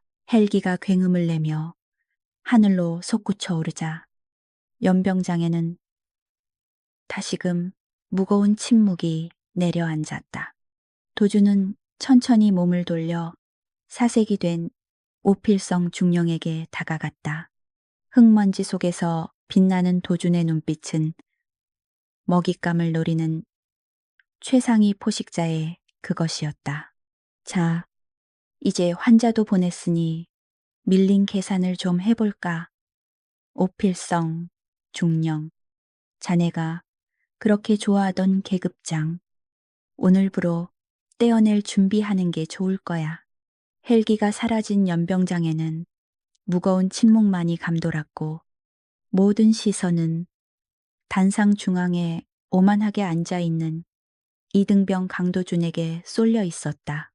그는 마치 제 집 안방인 양 류기창 군단장이 앉았어야 할 의자에 다리를 꼬고 앉아 흑투성이가 된 군화를 까딱거리며 오필성 중령을 내려다보고 있었다. 오, 중령. 자네는 군인이 전쟁터에서 총을 버리는 것과 의사가 수술실에서 메스를 놓는 것 중 무엇이 더 큰 죄라고 생각하나? 도준의 질문은 철학적이었지만 그 목소리에 담긴 한기는 시베리아의 칼바람보다 매서웠다. 오 중령은 헌병들에게 양팔이 붙들린 채 바들바들 떨며 도준의 귀에 눌려 아무런 대답도 하지 못하고 입술만 깨물었다. 도준은 오 중령의 대답을 기다리지 않고 천천히 허리를 숙여 자신의 오른쪽 군화굽을 비틀기 시작했는데 딸깍하는 기계적인 소음과 함께 군화 굽이 분리되면서 작은 수납 공간이 드러났다. 그곳에서 도준이 꺼낸 것은 금속으로 된 얇은 카드 한 장이었는데 햇빛을 받아 번쩍이는 그 카드에는 국방부 마크와 함께 국방부 직속 특별의료감찰관 강도준 대령이라는 직함이 선명하게 새겨져 있었다. 그것은 전시와 평시를 막론하고 군내의 모든 의료 시스템과 지휘 체계를 감사하고 필요시 즉결 처분권을 행사할 수 있는 막강한 권한의 상징이었다. 최태수 참모장은 그 카드를 보자마자 다시 한번 경악하며 마른 침을 삼켰는데 소문으로만 듣던 암행어사 마패를 실제로 보게 될 줄은 꿈에도 몰랐기 때문이었다. 이게 제 눈을 의심하게 만드는군요. 감찰관님께서 직접 잠입수사를 나오셨을 줄은. 최 참모장의 말에 도준은 카드를 손가락 사이에 끼워 돌리며 피식 웃었다. 내부 고발이 끊이질 않더군요. 7대 대장이 병사들 밥값을 횡령해서 자기 뱃속을 채우고 의무대를 개인 마사지 샵처럼 쓴다는 투서가 말입니다. 그래서 직접 눈으로 확인하러 왔는데 썩은 냄새가 진동을 해서 코가 마비될 지경이었습니다. 도준의 폭로에 오필성 중령의 얼굴은 흑빛으로 변해갔지만 그는 마지막 발악이라도 하듯 핏대를 세우며 고래고래 소리를 질렀다. 거짓말. 저건 다 위조야. 이등병 주제에 어디서 가짜 신분증을 만들어서 사기를 쳐. 헌병. 저 사기꾼 놈 당장 체포해 감히 대대장을 능욕하고 군단장님을 해치려 한 놈이다. 오 중령은 현실을 부정하며 자신의 권위에 매달렸지만 이미 진실을 목격한 헌병들은 그의 명령을 따르기는커녕 오히려 잡고 있는 팔에 더욱 힘을 주어 그를 제압했다. 도준은 자리에서 일어나 천천히 오중령 앞으로 걸어가며 그동안 자신이 수집한 증거들을 줄줄이 읊기 시작했다. 지난달 15일 장병 급식비 3천만 원 횡령하여 유흥업소 결제 20일 부대 유류 500리터 빼돌려 처남 주유소에 매각. 그리고 오늘 군단장 사열을 핑계로 응급 차량을 횟집 배달차로 둔갑시켜 지휘관 살인, 미수. 도준이 한 걸음씩 다가갈 때마다 오중령의 죄목은 하나씩 늘어났고 그 구체적인 날짜와 금액까지 정확하게 지적당하자 오중령은 마치 벌거벗겨진 듯한 수치심과 공포에 몸을 떨었다. 내 놈이, 내 놈이 그걸 어떻게. 오중령은 도준이 단순한 꾀병 환자가 아니라 자신을 감시하기 위해 치밀하게 연기한 저승사자였다는 사실을 깨닫고 다리에 힘이 풀려 주저앉고 말았다. 도준이 낮잠을 자는 척하며 대대장실을 도청하고 어리버리한 척하며 장부를 훔쳐보았던 모든 순간들이 주마등처럼 스쳐 지나갔다. 어떻게 알았냐고. 네가 병사들을 개돼지 취급하며 떠들던 그 더러운 입으로 다 불어줬잖아. 나는 그저 듣고 기록했을 뿐이야. 도준은 싸늘한 미소를 지으며 오중령의 턱을 군화발로 툭 쳐서 들어 올렸다. 궁지에 몰린 오중령은 이제 체면이고 뭐고 다 내팽개치고 도준의 바짓가랑이를 잡으며 비굴하게 애원하기 시작했다. 강대령님, 아니, 감찰관님, 제발 한 번만 봐주십시오. 제가 잠시 미쳤었나 봅니다. 제게는 처자식이 있습니다. 이대로 군복을 벗으면 저는 죽습니다. 제가 모은 돈 다 드리겠습니다. 제발 살려만 주십시오. 방금 전까지 병사들을 벌레 취급하던 위세는 온데간데 없고 살기 위해 콧물까지 흘리며 매달리는 꼴은 그야말로 추하기 짝이 없었다. 하지만 도준은 오중령의 애원을 가차없이 뿌리치며 발치에 뒹굴고 있던 스티로폼 박스를 발로 차 오중령의 얼굴 앞에 들이밀었다. 상자가 뒤집히며 흙바닥에 쏟아진 생선회들이 오중령의 얼굴 위로 비릿한 냄새를 풍기며 쏟아졌다. 처자식 핑계 대지 마. 네가 횡령한 돈 때문에 정량 배식도 못 받고 네가 군단장님 목숨과 바꾼 귀한 회니까 뼈 한 조각 남기지 말고 다 씹어 먹으란 말이야. 주변의 병사들은 그 광경을 보며 10년 묵은 체증이 내려가는 듯한 통쾌함을 느꼈고 일부는 주먹을 불끈 쥐며 속으로 환호를 질렀다. 도주는 몸을 숙여 오중령의 양 어깨에 달려있는 중령 계급장을 북 하는 섬유, 찢어지는 소리와 함께 오필성 중령의 권력을 상징하던 무궁화 2개가 바닥에 내동댕이 쳐졌다. 너는 군인 자격이 없어. 오늘부로 파면이다. 아니, 군법 회의가 끝나면 넌 민간 교도소보다 훨씬 지옥 같은 육군 교도소 독방에서 평생을 썩게 될 거야. 계급장이 뜯겨 나간 오중령의 어깨는 너덜너덜해진 군복만큼이나 초라해졌고 그는 모든 것이 끝났다는 절망감에 짐승 같은 비명을 질렀다. 으아, 내 계급장.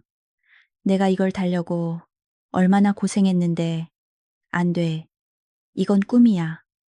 그가 발광하며 도준에게 달려들려 했지만 도준은 가볍게 몸을 피하며 그의 명치를 무릎으로 가격했다. 억하는 소리와 함께 오중령이 꼬꾸라지자 도준은 헌병들에게 손짓했다. 뭐 하고 있나? 이 민간인 범죄자. 당장 끌고 가서 영창에 쳐넣어. 저항하면 묶어서라도 끌고 가. 헌병들은 기다렸다는 듯이 달려들어 오중령을 마치 짐짝처럼 들어올렸고, 오, 중령은 이거 놔. 내가 누군지 알아. 내 뒤에 누가 있는 줄 아냐고. 라며 헛된 위협을 계속했지만 헌병들은 들은 척도 하지 않고 질질 끌고 갔다. 멀어져가는 오중령의 처절한 비명소리가 연병장의 허공에 흩어지자 그 자리에 있던 수백 명의 병사들은 마치 약속이라도 한 듯 일제히 도준을 향해 우레와 같은 함성을 질렀다. 그것은 단순한 환호가 아니라 그동안 억눌려왔던 울분이 터져 나오는 해방의 외침이었다. 상황이 정리되자 도주는 온 매무새를 정리하고 멍하니 서 있는 김상사에게 다가갔다. 김상사는 눈앞의 이등병이 사실은 자신보다 훨씬 높은 계급의 대령이라는 사실에 어쩔 줄 몰라 하며 부동 자세로 얼어붙어 있었다. 도주는 그런 김상사의 어깨에 묻은 먼지를 털어주며 따뜻한 미소를 지어 보였다. 김중사, 그동안 내 연기 때문에 마음고생 많았지. 미안하네. 자네가 아니었으면 나도 이렇게까지 자세히 내막을 알 수 없었을 거야. 도준의 갑작스러운 사과에 김상사는 눈시울이 붉어지며 더듬거렸다. 아, 아닙니다. 감찰관님. 도준은 김상사의 말을 자르며 그의 손을 굳게 잡았다. 아까 대대장이 막아서는데도 군단장님을 살리겠다고 뛰쳐나오더군. 계급장 떼고부터도 자네가 저 쓰레기보다 훨씬 훌륭한 군인이야. 내가 보증하지. 도주는 최태수 참모장을 돌아보며 말했다. 참모장, 들었지. 7대대의 차기 주임원사는 이미 정해진 것 같군. 김중사 같은 참 군인이 대접받는 군대가 되어야 하지 않겠나. 최 참모장은 깊이 고개를 끄덕이며 김 상사를 향해 엄지를 치켜 세웠다. 물론입니다. 제가 직접 육군 본부에 상신해서 특진과 포상을 건의하겠습니다. 김 상사는 벅차오르는 감동에 참았던 눈물을 터뜨리며 도준을 향해 거수경례를 붙였다. 충성 감사합니다. 평생 은혜 잊지 않겠습니다. 그의 낡은 전투복을 바라보았다. 그리고 보급관에게 말해서 전 중대원 피복부터 싹 다 새 걸로 교체해 비용은 오필성이 횡령한 돈 환수해서 처리하면 되니까 오늘 저녁은 특식으로 준비하고 물론 썩은 생선 말고 진짜 고기로. 도준의 호쾌한 지시에 병사들은 다시 한번 환호성을 질렀다. 도준은 이제 모든 임무를 마쳤다는 듯 류 군단장의 핏자국이 묻은 자신의 손을 바라보며 비록 몸은 피곤하고 땀에 젖었지만 그의 마음만은 그 어느 때보다 상쾌했다. 썩은 환부를 도려내고 새살이 돋아나게 하는 것, 그것이 의사이자 군인인 강도준이 존재하는 이유였다. 그는 멀리 보이는 부대 정문을 바라보며 아직 끝나지 않은 자신의 긴 싸움을 예감했다. 자, 여기 청소는 끝났으니 다음 쓰레기장은 어디인지 확인해 볼까? 붉게 타오르던 태양이 서산 너머로 기울며 연병장의 긴 그림자를 들이우자 7대대를 짓누르던 폭압적인 공포의 기운도 거짓말처럼 사라지고 평온이 찾아왔다. 오필성 중령이 자신의 진급을 위해 병사들을 동원해 꾸며 놓았던 가짜 화단과 보여주기식 게시판들은 모두 철거되었고 그 자리에는 병사들의 진심 어린 웃음소리와 활기가 채워지기 시작했다. 식당에서는 오중령이 빼돌린 예산을 환수하여 긴급 조달한 신선한 돼지고기가 지글지글 익어가는 냄새가 풍겨나와 하루 종일 굶주리고 시달렸던 장병들의 허기진 배와 상처 입은 마음을 따뜻하게 위로하고 있었다. 부대 정문 헌병대 조사실에서는 오필성 중령이 수갑을 찬 채 헌병들에게 끌려나가는 모습이 목격되었는데 그의 어깨는 축 늘어지고 눈은 퉁퉁 부어 있어 불과 몇 시간 전까지 호령하던 지휘관의 모습은 찾아볼 수 없었다. 국방부 검찰단으로 이송되는 호송차에 오르기 직전 그는 마지막으로 뒤를 돌아보며 자신이 왕처럼 군림했던 부대를 바라보았지만 그를 배웅하는 것은 병사들의 싸늘한 시선과 비웃음뿐이었다. 그는 횡령, 직권남용, 그리고 상관에 대한 살인 미수 혐의로 최소 징역 15년 이상의 중형이 예상되었고 군인연금 박탈은 물론 불명예 전역이라는 치욕적인 꼬리표를 평생 달고 살게 될 운명이었다. 반면 식당 중앙에서는 김 상사가 쑥스러운 표정으로 병사들의 환호를 받고 있었는데 그의 낡고 해진 전투복은 어느새 빳빳하게 날이 선 새 군복으로 교체되어 있었다.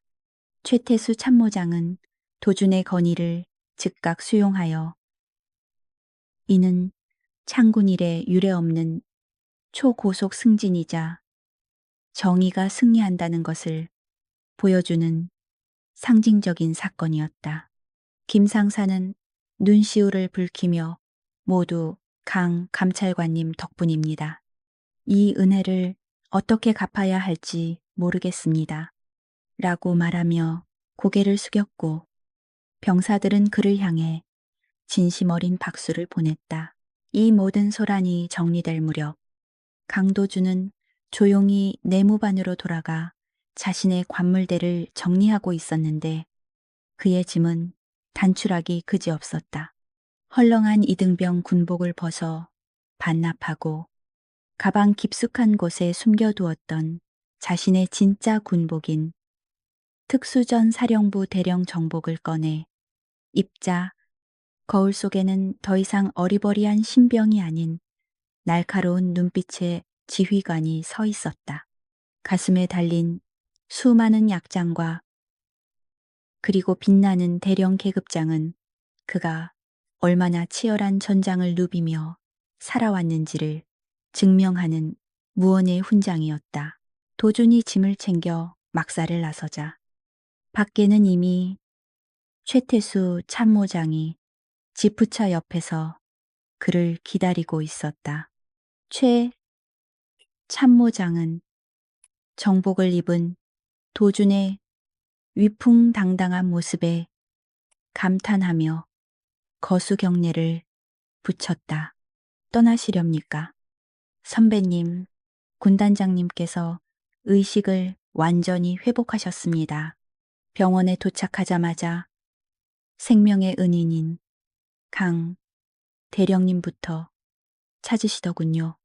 나중에 정식으로 사령부에 초청하고 싶다고 하셨습니다.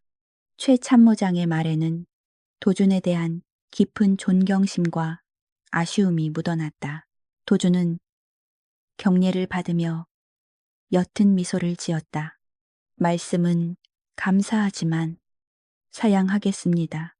저는 양지보다는 음지가 화려한 만찬장보다는 피 튀기는 수술실이 더 편한 사람이라서요. 군단장님께는 쾌유를 빈다고 전해주십시오. 그리고 오필성 같은 작자가 다시는 지휘봉을 잡지 못하도록 군단 차원에서 철저히 감시해 주길 부탁합니다. 도준의 당부는 끝까지 군의 기강과 병사들의 안위를 걱정하는 진정한 군인의 자세를 보여주었고, 최 참모장은 굳건한 목소리로 약속했다. 명심하겠습니다. 제 군 생활을 걸고 다시는 이런 일이 없도록 하겠습니다.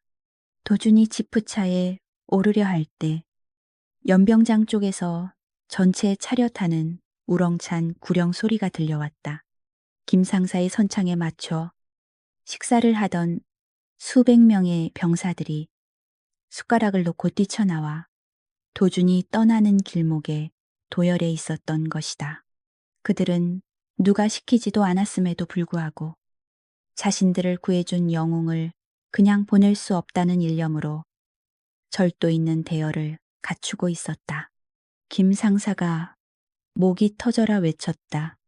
우리의 영웅 강도준 대령님께 대하여 경례, 충성 수백 개의 목소리가 하나로 합쳐져 연병장을 뒤흔들었고, 병사들의 눈빛에는 계급을 초월한 존경과 감사가 가득 담겨 있었다. 도준은 잠시 멈칫하며 그들을 바라보았다. 수술실에서의 냉철함은 온데간데 없고 그의 눈가도 아주 조금은 촉촉해져 있었다. 그는 천천히 손을 올려 병사들에게 답례했다. 고맙다. 너희들이야말로 진짜 군인이다.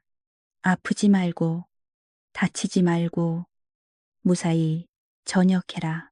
그의 마지막 명령은 그 어떤 훈시보다도 따뜻하게 병사들의 가슴에 남았다. 지프차가 부대 정문을 빠져나와 도주는 창문을 내리고 시원한 밤바람을 맞았다. 하루 동안 겪었던 긴장과 피로가 바람에 씻겨 나가는 듯했다. 그때 조수석에 놓아둔 보안폰이 요란하게 진동하며 새로운 메시지가 도착했음을 알렸다. 액정에는 긴급 지령, 동해 해군기지, 보급창고, 화재 사건 의혹, 내부 방화 가능성 농후, 즉시 잠입 요망이라는 문구가 붉게 깜빡이고 있었다. 도주는 피식 웃으며 핸들을 꺾었다. 휴가는 무슨 쉴 틈을 안 주는군. 이번엔 해군인가? 도주는 백미러를 통해 멀어지는 7대대의 불빛을 마지막으로 확인하며 엑셀러레이터를 깊게 밟았다. 어둠 속으로 질주하는 그의 자동차는 마치 세상을 정화하기 위해 또 다른 전장으로 향하는 고독한 늑대와 같았다. 썩은 살을 도려내고 정의를 심는 그의 메스는 멈추지 않을 것이다. 세상 어딘가에 권력을 이용해 고스트 스칼펠 강도준의 전설은 계속될 테니까.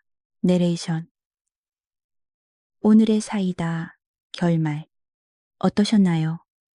썩어 빠진 갑질 지휘관을 실력과 정의로 응징하는 강도준 대령의 활약, 속이 뻥 뚫리셨다면 다행입니다. 우리 사회 곳곳에도 오필성 같은 빌런들이 숨어 있겠지만 언젠가는 강대령 같은 영웅이 혹은 우리 모두의 작은 용기가 그들을 심판할 날이 올 거라 믿습니다. 다음 이야기에서는 더 강력하고 짜릿한 참교육으로 돌아오겠습니다. 오늘 이야기가 마음에 드셨다면 좋아요와 구독 버튼 시원하게 눌러주시고 알림 설정도 잊지 마세요. 여러분의 응원이 정의 구현에 큰 힘이 됩니다.